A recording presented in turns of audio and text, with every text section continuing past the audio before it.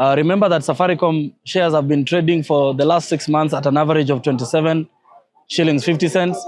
And the government was able to convince Vodacom to place an offer to it of 34 shillings.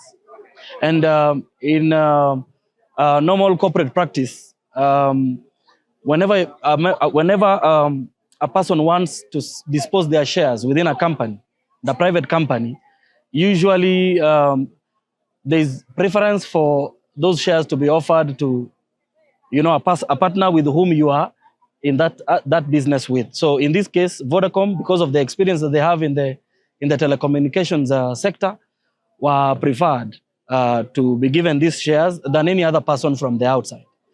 Yeah, because they have been there from the beginning and they have overseen the company grow up to where it is today. Kenyans have become more enthusiastic on matters governance and learning of information. The information that has been going around, of course, I can call it disinformation.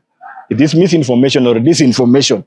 It depends from which angle it's coming from, because the law has mandated, the constitution has mandated the House, that is the National Assembly or the Senate, to be the final approver on any matters for public. So it has not been concluded in any case, and the two houses are on recess. It's going to resume next week.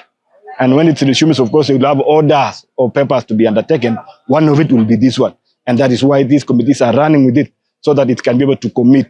Again, the Public Finance and Management Act, Section 87A, has given the time frame upon the resumption of the House. This thing should be deliberated and be finished within 28 days, of which, if it doesn't, then it will be deemed to have been approved. That is the only way out that is provided. But the House is yet to resume to be able to count the 28 sittings. The government is proposing to realize 15% of their shares so that they can be able to recoup funds to finance the project.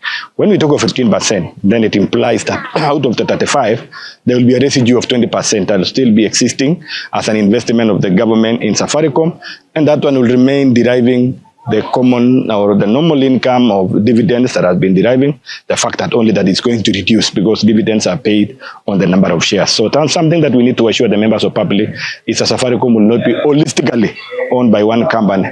However, the Vodafone will be in control, since it will be owning more than 50% of the shareholding. Nakubaliana na 15% ya Safaricom iuzwe, lakini iwe na some amendment. 10% yende kwa Vodafone, because I'm sure at this level musha wa involved in one way or the other. Ya pili, hiyo 5% serikali ipeleke kwa public Kenyans. Tunaona ni kama inachukuliwa yote inaenda Vodafone, wherever Vodafone are in. I don't know where the headquarters are. But it is something that we can't control per se. Kwa hivyo mimi naona hata kama walikuwa wameshauriana wanaweza kuwauzia kiwango fulani, wacha 5% ikae hapa kwetu tuuziwe sisi wananchi. I rise to support, but ikiwezekana with amendment. Ukiangalia kwa shareholders wa Safaricom, serikali government ni 35%, Vodafone 40%, na public shareholders ni 25%. Mkidictate mnauzia Vodafone share 15%, Vodafone kwa learning of that company itakuwa na 55%.